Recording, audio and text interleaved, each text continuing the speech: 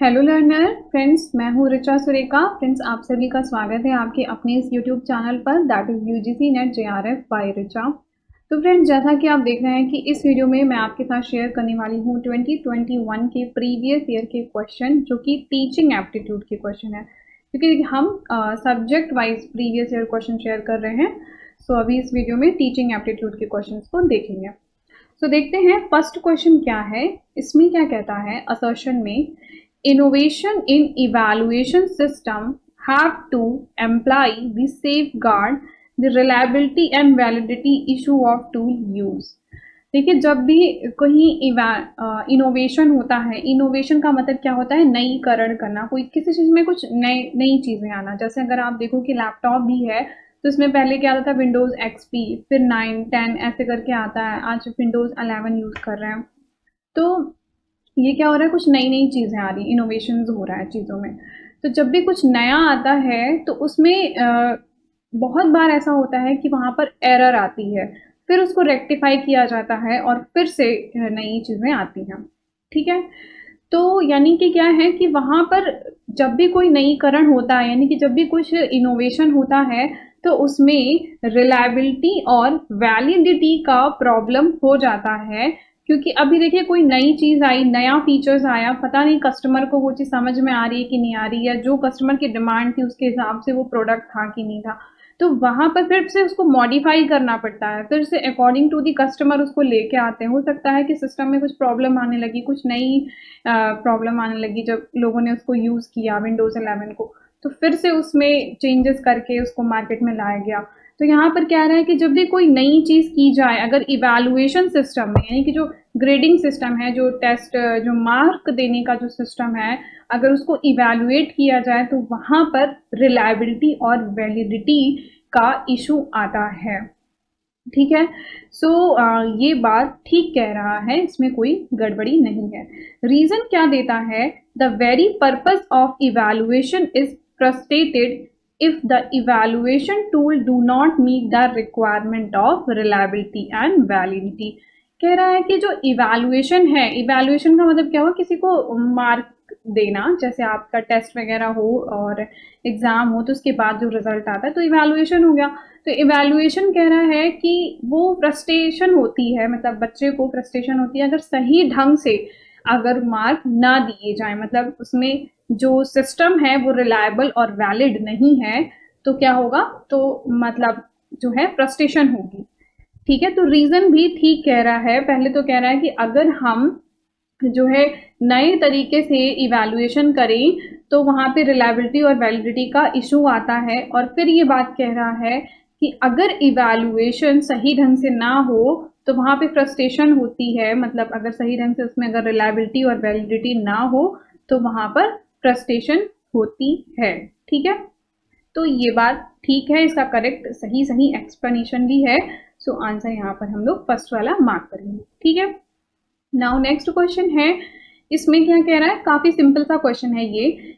In a learner centric approach a teacher should, एक learner centric approach में teacher को कैसा होना चाहिए। ठीक है। लर्नर सेंट्रिक मतलब कि लर्नर को सिखाना है, लर्नर इन्वॉल्व हो, लर्नर ज्यादा से ज्यादा चीजों को सीखे, वो एक्टिव रहे, ऐसा।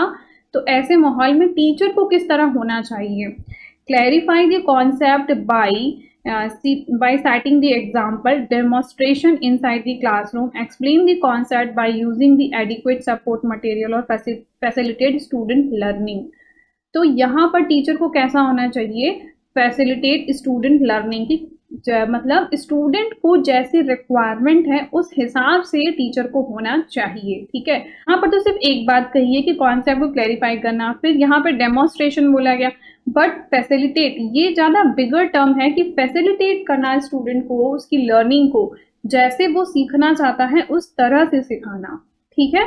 सो ये ज्यादा अप्रोप्रिएट ऑप्शन है, तो हम यहाँ पर फोर्थ वाले को मार्क करेंगे। कुछ यहाँ पर मैंने लर्नर सेंटर जो पैराडाइम है उसको भी यहाँ पर लिख दिया है, जैसे कि प्रोफेसर का रोल क्या होता है, coach and facilitate the professor and student, evaluate the student together, assessment होना चाहिए। ठीक है। Emphasise on gathering the better question and learning from error, ऐसा मतलब स्टूडेंट को एम्फेसाइज करना चाहिए। ठीक है। इस तरह की बातें जो हैं ऐसा कल्चर कोऑपरेटिव हो तो ऐसे जो है बच्चे जल्दी सीखते हैं। तो यहाँ पर बात यही है कि स्टूडेंट को उसके हिसाब से जैसा वो सीखना चाहता है, जिस तरह से, वैसे टीचर को सिखाना चाहिए। ठीक है, अब यहाँ पर ये तो बहुत ही आसान है। विच of the following is the highest level of teaching, तो हमें पता है मेमोरी, अंडरस्टैंडिंग और फिर reflective level is the highest level. ये भी आपके 2021 का ही क्वेश्चन है। सो ऐसा नहीं है कि जो प्रीवियस क्वेश्चन है वो रिपीट नहीं होते हैं। यहाँ पर हमने देखा कि क्वेश्चन रिपीट भी हो रहे हैं। नाउ 34th क्वेश्चन है, इसमें क्या कहता है कि which of the following are the characteristics of adolescent learner, इनमें से कौन सा एडोलसेंट लर्नर का कैरेक्टरिस्टिक्स होगा। तो पहले थोड़ा सा समझ लेते हैं कि एडोलसेंट लर्नर का कैरेक्टरिस्टिक्स होता कैसे है। जैसे एडोलसेंट आप देखते हैं ना, जो बच्चे मतलब अगर आप 10th से 12th क्लास के बच्चों को देखें तो आप ज़्यादा अच्छे से अंदाजा लगा पाएंगे कि 9 से 12th क्लास तक के बच्चों को देखें। तो यहाँ पर होता क्या है कि एडोलसेंट लर्नर जो होता है, ये पीरियड कैसा होता है कि रैपिड चेंजेस आता है उसके फिजिकल, मेंटल, सोशल, इमोशनल, इस तरीके का उसके अंदर रैपिड डेवलपमेंट होता है। ठीक है, adolescent learner has a problem of a quick and rapid change in physical and psychological element of thoughts in this stage. ठीक है, वहां पर आप देखें कि एकदम ऑल ऑफ अ सडन बच्चा सीखता है। Adolescent learner is a complex and often difficult period of the development for both। जो बच्चा है, जैसे इस पीरियड में क्या होता है, इस एज में, कि बच्चे को समझ पाना, उसकी फैमिली मतलब पेरेंट्स जो हैं वो बच्चे को समझ पाए और बच्चा पेरेंट्स को समझ पाए, इसमें काफ़ी मतलब थोड़ा डिफिकल्ट पीरियड होता है ये दोनों के लिए ही। तो यहाँ पे दोनों के लिए ही जो है डिफिकल्ट पीरियड होता है their family due to the rapid physical psychological cognitive changes. Rapid physical cognitive changes, body से भी, साइकोलॉजिकली जैसा वो सोच सकता है, और कॉग्निटिव उसकी थिंकिंग वगैरह से भी related. The life cycle has both regularity in inconsistency भी हो जाती है यहाँ पर। The individual physical psychological social characteristics as well as the value, attitude, interest and behaviour, ये सारी चीज़ों में बदलाव आता है जो एडोलसेंट लर्नर होते हैं। ठीक है, सो देखते हैं कि हमारे क्वेश्चन में क्या दिया हुआ है। यहाँ पे दिया हुआ है कि increasing independence from adult control. यहाँ पर क्या होता है कि बच्चे को ज़्यादा आप कंट्रोल नहीं कर सकते इस एज में, तो उसको इंडिपेंडेंस से फील होती है, जैसे कि बच्चा इसके पहले वाले स्टेज में पूरा पेरेंट्स के कंट्रोल में होता है, बट एडोलसेंट में क्या होता है कि वो जो है वो फ्री अपने आप को महसूस करना चाहते हैं। तो ये ऑप्शन ठीक कह रहा है। रैपिड साइकोलॉजिकल चेंजेस, यस, ये अभी हमने देखा। इमोशनली मेच्योर, तो देखिए यहाँ पर डायरेक्टली बच्चे के अंदर बदलाव आता है, लेकिन बदलाव आने से ऐसा नहीं है कि वो तुरंत मेच्योर भी हो जाए इस स्टेज में। तो वो मेच्योर तो नहीं होता बच्चा, ज़्यादातर यहाँ पर इसमें रैपिड चेंजेस आते हैं, उसकी थिंकिंग एबिलिटी में चेंजेस आते हैं, बट मेच्योर कहना यहाँ पर उतना अप्रोप्रिएट नहीं होगा। फिर यहाँ पे क्या है, एक्ट रैशनली है, और increasing the focus on activity with peer groups. Peer groups का मतलब होता है कि सेम लेवल वाले अपने फ्रेंड्स ग्रुप, जो भी उसके फ्रेंड्स या कजन्स वगैरह जो भी कर रहे होते हैं वही चीज़ वो खुद भी फॉलो करता है। तो ये बात बिल्कुल ठीक है, ये एकदम सही है। ई को तो लेना ही है और बी भी लेना है। ई और बी आपको देखिए ऑप्शन 4th में मिल रहा है, सो हम इसको भी, ए को भी कंसिडर करते हैं। सो यहाँ पर ए 4th हमारा आंसर हो जाएगा। ठीक है, नाउ नेक्स्ट क्वेश्चन है, यहाँ पे कुछ आर्टिफैक्ट्स हैं और उसका डिस्क्रिप्शन दिया हुआ है। इसमें है हिस्ट्री, मैचुरेशन, टेस्टिंग और डिमांड। तो इधर वाले डिस्क्रिप्शन को भी पढ़ लेते हैं हम, बेस्ट मैच देख करके इसे मैच करेंगे। ठीक है, बिल्कुल ये जो मेथड मैंने बताया बिल्कुल ऐसे ही आप मैच करेंगे तो एग्जाम में कभी दिक्कत नहीं होगी। यहाँ पर देखिए कि happens when subject are given similar pre test and post test. यहाँ पर प्री टेस्ट और पोस्ट टेस्ट की बात कर रहा है। सेकेंड ऑप्शन में कह रहा है कि subject reaction to experimental conditions की बात कर रहा है। Occurrence of various event during the study, और biological psychological characteristics changing during the course of study. तो बायोलॉजिकल साइकोलॉजिकल जो ये चेंजेस आते हैं बच्चे के अंदर, इसको बोलते हैं मैचुरेशन। ठीक है, मेच्योर होना। ठीक है, तो B इज रिलेटेड टू 4 और B इज रिलेटेड टू 4 यहाँ पर है। और दूसरा यहाँ पर देखते हैं हमारा प्री टेस्ट और पोस्ट टेस्ट है, जो कि टेस्टिंग से ही रिलेट कर सकता है। सो C इज रिलेटेड टू 1। ठीक है, ये दोनों ऑप्शन मैच करता है। नाउ नेक्स्ट देखते हैं कि occurrence of various event during the study. बहुत सारे इवेंट अकर हो रहे हैं, बहुत सारे इवेंट अगर अकर हो रहे हैं तो इसको क्या बोलेंगे, मतलब इसको हिस्ट्री से रिलेट कर सकते हैं थोड़ा बहुत। सो ए इज रिलेटेड टू 3। बेसिकली हमने बी और सी से ही मैच कराना है, बाकी यहाँ पर बहुत अप्रोप्रिएट ऑप्शंस नहीं अवेलेबल हैं, क्योंकि यहाँ पर देखिए subject reaction to experimental condition और इसको रिलेट किया गया है डी को 2 से। तो आंसर यहाँ पर आपका थर्ड होगा।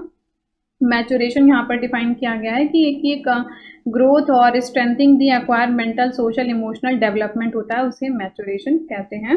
एंड आंसर यहाँ पर 3 है, क्योंकि यहाँ पर देखिए आपको बी और सी से ही मैच कराना है। ओके, नाउ नेक्स्ट क्वेश्चन है जो कि 6th क्वेश्चन। इसमें क्या कहता है, स्टेटमेंट वाला क्वेश्चन है, स्टेटमेंट 1 है। इसमें क्या है, you can make the behaviour you teach okay more authentic by changing the irrelevant aspects or context of what you are teaching as often as possible and many different ways as possible। कह रहा है कि आप अपनी teaching के behaviour को और authentic बना सकते हैं जब उसमें बदलाव लाया जाए। जो भी पहले जो सही नहीं था उसमें अगर हम बदलाव ला करके और उसको ठीक करें तो हम अपनी टीचिंग को बहुत ही बेहतर बना सकते हैं। ठीक है, एज मेनी एज पॉसिबल, जितने भी डिफरेंट वेज हैं उसमें अगर इन्वॉल्व कर लिए जाए तो ठीक है। ये टीचिंग ही नहीं, ये किसी भी काम को, अगर आप कोई भी काम कर रहे हैं, इवन तो अगर आप कुकिंग भी कर रहे हैं तो वहाँ पे भी क्या होगा कि जब आप करोगे तो इन बिटवीन दैट प्रोसेस आपको पता चलेगा कि नहीं, इस काम को हम और शायद इस तरीके से करें तो शायद ये और बेहतर और अच्छा फूड बन सकता है। तो काम तो कोई भी हो सकता है, अगर जो गलत है उसमें हम अगर सही करते जाएं तो अपने आप उसमें बहुत अच्छा कर सकते हैं। तो ये स्टेटमेंट बिल्कुल करेक्ट है। नेक्स्ट स्टेटमेंट 2 में क्या कह रहा है, to teach behaviour that is authentic your lesson need not present content in a way in which it will use by your learner on assessment in subsequent grade and in the world outside your classroom। ये बात कह रहा है कि जो भी मैं पढ़ाऊँ वो बच्चा जो है सिर्फ मेरी ही क्लास के असेसमेंट में उसको यूज़ करे, जो आउटसाइड द क्लासरूम है उसमें उन चीज़ों को, उन कॉन्सेप्ट्स को यूज़ नहीं कर सकता। इस तरह की टीचिंग होनी चाहिए।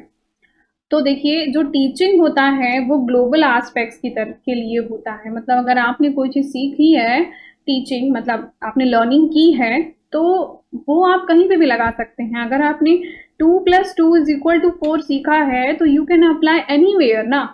तो टीचिंग और लर्निंग ऐसी ही होनी चाहिए कि वो ग्लोबल एस्पेक्ट्स को कवर करे, ना कि केवल एक क्लासरूम तक ही सीमित रहे। ऐसी टीचिंग नहीं होती है। सो ये स्टेटमेंट गलत है।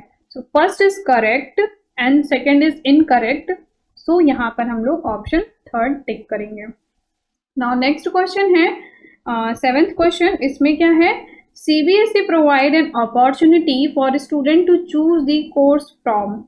CBSE ने किसमें से, कौन कौन से इनमें से कौन से ऑप्शंस हैं जहाँ पर हम सब्जेक्ट को चूज कर सकते हैं।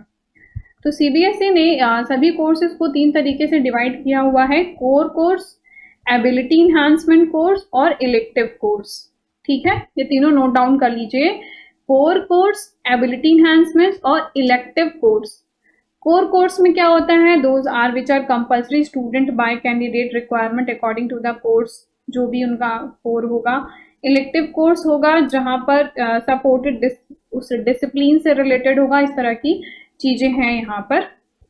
तो अब इनमें से हमें चूज करना है कि किस तरह से कोर्सेज को डिवाइड किया गया जहाँ पर हम कोर्सेज को चूज कर सकते हैं। तो एक है core course, environmental education course, elective course, computer course और एबिलिटी इन्हांसमेंट कोर्स। तो हम चूज कर सकते हैं कोर कोर्स में इलेक्टिव कोर्स और एबिलिटी इन्हांसमेंट कोर्स। यही तो 3 तरह के कोर्स हैं जो कि डिवाइड किया है CBSE ने। तो इन तीनों को लेंगे, दैट इज A, C और E। A, C और E ऑप्शन 2 में है, so we will go with 2।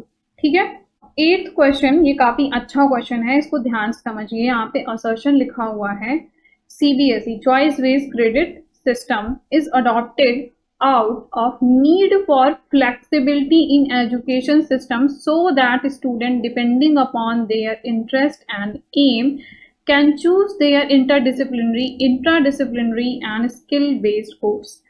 कह रहा है कि सीबीएसई ने जो है चॉइस बेस्ड क्रेडिट सिस्टम ये लेके आया, ठीक है। इससे क्या हो कि एजुकेशन सिस्टम में फ्लेक्सिबिलिटी हो, मतलब बहुत ही स्ट्रेंजेंट सिस्टम ना हो कि बच्चे ने अगर कभी साइंस पढ़ लिया तो अब उसे आगे साइंस ही पढ़ना पड़ रहा है, इफ ही और she don't want to study still जो है वो उसको पढ़ना पड़ रहा है वो चीज़ें। तो इसको फ्लेक्सिबल बनाया गया, ठीक है, जिससे कि बच्चा स्विच कर सके। तो यहाँ तक तो बात क्लियर होती है कि फ्लेक्सिबल हो एजुकेशन सिस्टम। अब यहाँ पे कह रहा है कि वो इंटरडिसिप्लिनरी, ये इंटरडिसिप्लिनरी का क्या मतलब है कि आप एक डिसिप्लिन में सीमित ना रहें। जैसे कि अगर किसी ने बायो पढ़ लिया तो अब वो बायो तक ही सीमित नहीं है, वो चाहे तो बायो के साथ में कंप्यूटर साइंस भी पढ़ सकता है, ठीक है। अगर कोई आर्ट पढ़ रहा है तो आर्ट्स के साथ में अगर उसको साइंस पढ़ना है तो वो साइंस भी पढ़ सकता है। इसको इंटरडिसिप्लिनरी अप्रोच कहते हैं कि एक डिसिप्लिन से बाहर भी आप पढ़ सकते हैं। जैसे पहले ज़्यादातर केवल इंटरडिसिप्लिनरी रिसर्च ही हो रही थी, बट अब क्या है कि इंटरडिसिप्लिनरी रिसर्च के साथ साथ बच्चा कॉलेज में जो है अपने सब्जेक्ट भी अडॉप्ट कर सकता है, ठीक है। तो ये बात यहाँ पे कह रहा है कि you can choose the interdisciplinary course और इंट्राडिसिप्लिनरी। इंट्राडिसिप्लिनरी और इंटर मतलब, इंटर तो मतलब हो गया बिल्कुल साइंस से आर्ट और इस तरह की चीज़ें, और इंट्रा का मतलब हो गया कि सेम ही डिसिप्लिन, जैसे कॉमर्स में ही कई चीज़ों में डिवाइड हो जाता है तो उसमें ही वो डिफरेंट डिफरेंट सब्जेक्ट को चूज कर पाए, ठीक है। तो ये बात यहाँ पे कह रहा है, और स्किल बेस्ड कोर्स इस तरह से हम चूज कर सकते हैं। तो ये बात ठीक है, असर्शन में कोई कमी नहीं है। जो एजुकेशन सिस्टम है उसको फ्लेक्सिबल बनाया जाए, बहुत स्ट्रिंजेंट ना हो कि बच्चों को पढ़ाई बोझ ना लगे, बल्कि वो इंटरेस्ट के हिसाब से अपने पढ़े। ये बात ठीक है, ये बात ठीक है। जैसे समझते हैं यहाँ पे, the higher education system is so diverse that college take variety of approaches, testing, evaluation and grading system.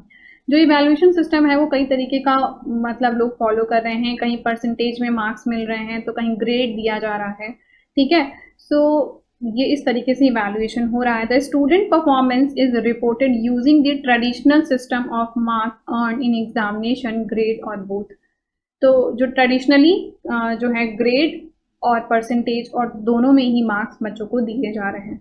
अब क्या हुआ, it's make difficult for university and business to comprehend the infer the performance of the student graduating from various university college based on grade. तो grade के basis पे, केवल grade जो मिल रहा है उसके बेसिस पे उनकी परफॉर्मेंस को जो है जज कर पाना, इट्स दैट नॉट ओनली, मतलब कि केवल आप खुद ही देखो ना कि जो आपके मार्क्स जो आपकी मार्कशीट में है तो क्या आप केवल उतने ही कैपेबल हो, आपको नॉलेज तो मे भी उससे ज़्यादा भी तो हो सकती है ना। तो कह रहे हैं कि केवल ग्रेड बेस्ड सिस्टम पे किसी बच्चे का इवैल्यूएशन नहीं डिपेंड कर सकता है, और यही चीज़ यहाँ पर बताई गई है। यहाँ पर कहता है रीजन में, the majority of Indian higher education institution have been following the mark और percentage based evaluation which obstruct the flexibility of the student to study in the subject course of their choice and mobility of the different institutions। तो आप देखो कि कई सारे institutions में कुछ percentage रख दिया जाता है, जैसे कि मिनिमम 60% होना चाहिए, या अगर आप आईएम्स वगैरह में जाओ एडमिशन लेने तो वहाँ पे भी परसेंटेज फिक्स कर दिया गया है कि मिनिमम इतना तो होना चाहिए, इससे कम वालों को वो कंसीडर ही नहीं करेंगे।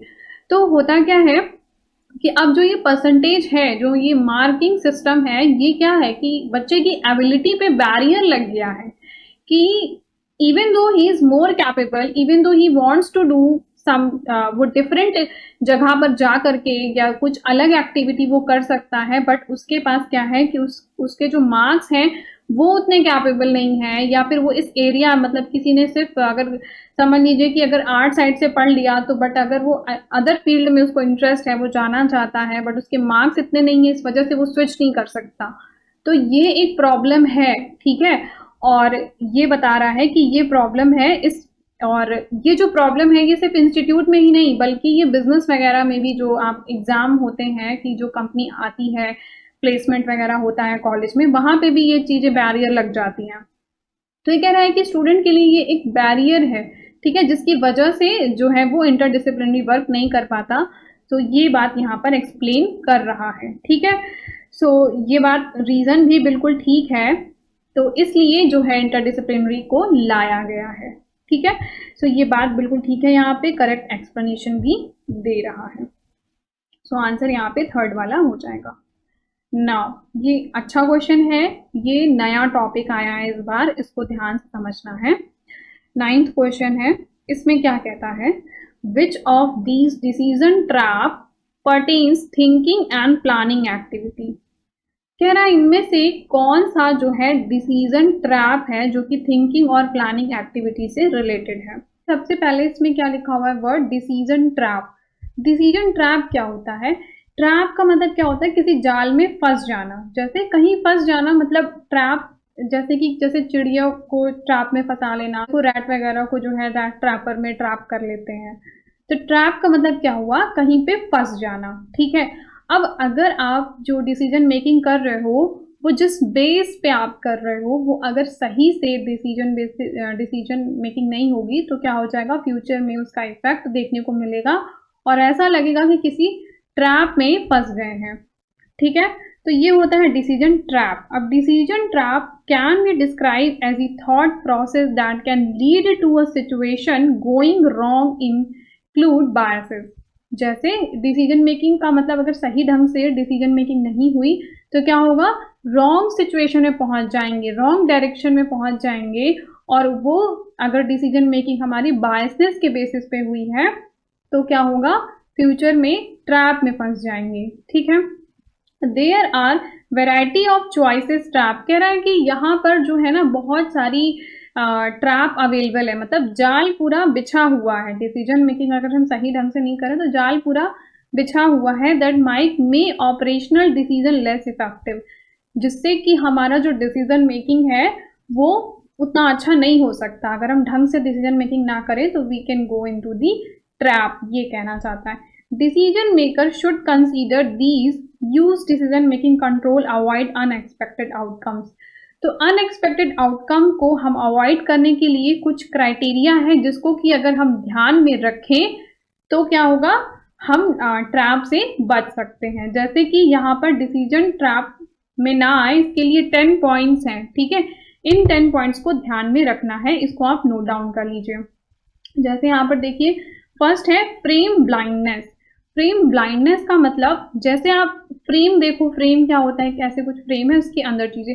फ्रेम का मतलब फ्रेमिंग करना। अब डेटा की भी तो फ्रेमिंग करते हैं ना, जैसे आप डेटा इंटरप्रिटेशन जो आप देखते हैं उसमें क्या होता है कि जो डीआई है उसमें क्या है, पाई चार्ट और बार ग्राफ के रूप में डेटा को प्रेजेंट करें, वो क्या हो गया, फ्रेम करना। ठीक है, बट अगर वो फ्रेमिंग सही ढंग से नहीं है तो क्या होगा, अगर क्या है यहाँ पर फ्रेम ब्लाइंडनेस है, मतलब जिस तरह से जो चीजें लिखी गई हैं, जिस तरह से आपको जो चीजें दिखाई जा रही हैं, एक्चुअल में वो चीज नहीं है। फ्रेम, उसका जो फ्रेमिंग किया गया है, जैसे अगर इस तरीके से लिख दें तो ये ABC लग रहा है कि कुछ सीक्वेंस बन रहा है। ठीक है, बट अगर मैंने मान लीजिए यहाँ पे ACB मतलब कुछ उल्टा सीधा कुछ सीक्वेंस, उसकी फ्रेमिंग उल्टी सीधी कर दी, सीक्वेंस चेंज कर दिया, तो उसका मीनिंग कुछ और निकल के आएगा। तो फ्रेम का मतलब क्या हुआ कि जैसा माइंड में फ्रेम बना हुआ है उसकी बात कर रहा है यहाँ पे, कि उस फिक्स जो फ्रेमिंग है माइंड पे उस पे ब्लाइंडनेस ना रखें, उसके बेसिस पे केवल डिसीजन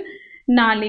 नेक्स्ट है यहाँ पे प्लंज इन। प्लंज इन का मतलब होता है झटपट से कहीं कूद जाना, किसी चीज में निर्णय ले लेना फटाफट से बिना कुछ सोचे समझे।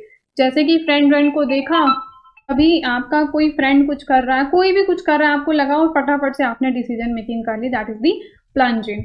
लैक ऑफ फ्रेम कंट्रोल, वही चीज है यहाँ पर जो फ्रेम ब्लाइंडनेस है वहीं से रिलेटेड कर रहा है कि उस पर आपका कंट्रोल नहीं है, उसकी जो भी दिख रहा है उसको डीप में, मतलब जो सामने जैसा दिख रहा है एक्चुअल में वो चीज नहीं है। यू हैव टू एक वो लेयर हटा के चीजों को देखना। ठीक है, यानी कि जैसा फिक्स चीज है माइंड में, होता नहीं कि हम लोग एक चीज माइंड में सोचते रहते तो बस वही सोचते रहते हैं, उसके अलावा हम कुछ कहीं सोच नहीं पाते हैं। तो उस चीज को हटा के मतलब लैक ऑफ फ्रेम कंट्रोल, उसको हटा के कुछ और डिटेल में सोचना। ठीक है, overconfidence in our judgement, जब ओवर कॉन्फिडेंस तो आप समझ रहे हैं कि कोई डिसीजन मेकिंग में जो भी हमने डिसीजन मेकिंग ली आपको लगता है कि हम ही सही हैं, हमने सही डिसीजन लिया है, ज़्यादा कुछ सोचना नहीं है।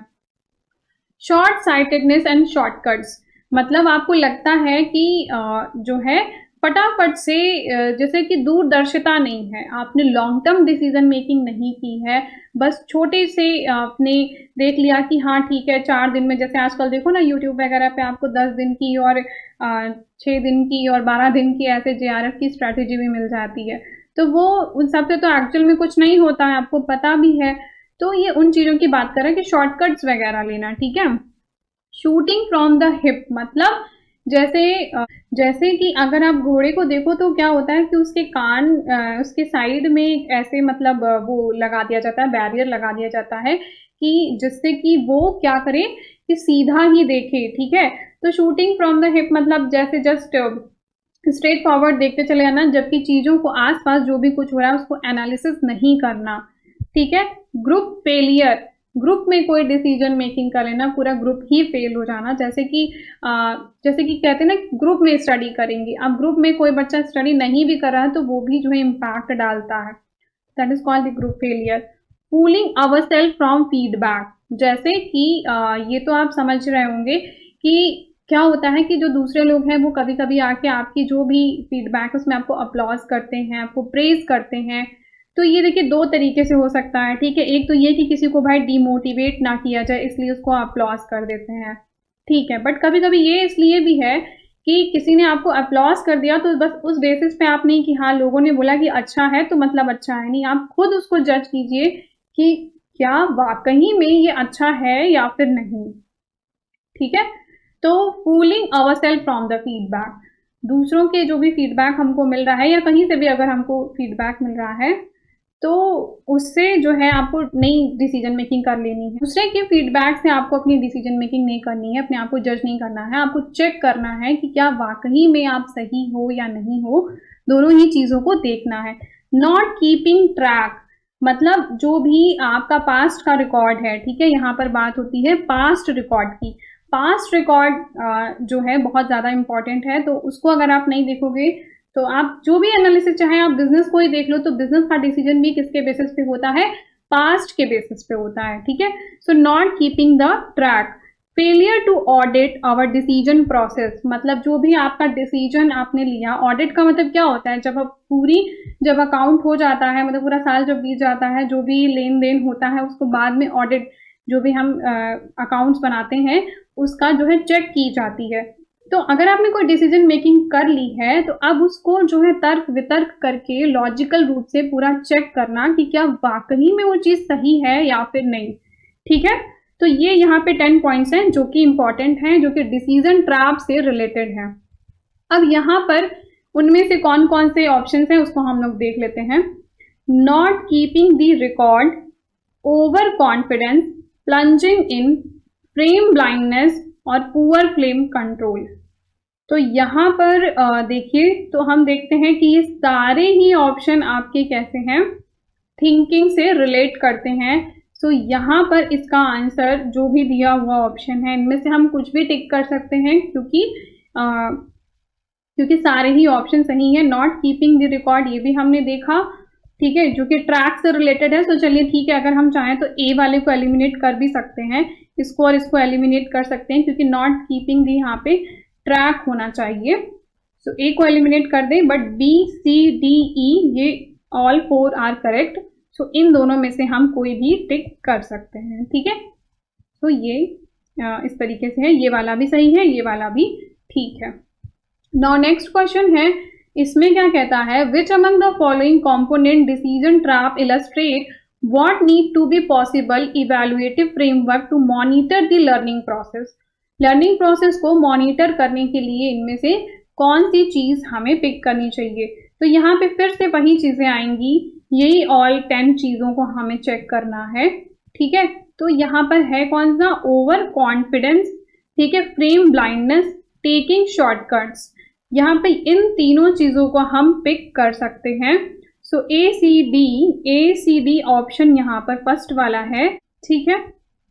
सो फ्रेंड्स, इस वीडियो में इतना ही। आई होप कि आपको ये 10 क्वेश्चन अच्छे से समझ में आए होंगे और ये जो डिसीजन ट्रैप वाला कॉन्सेप्ट है इसको अच्छे से नोट डाउन कर लीजिए। इसके 10 पॉइंट्स इंपॉर्टेंट हैं।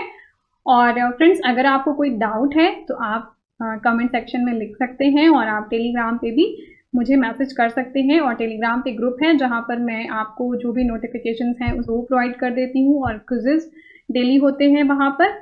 सो आप उसे भी ज्वाइन कर लीजिए। And thank you for watching the video.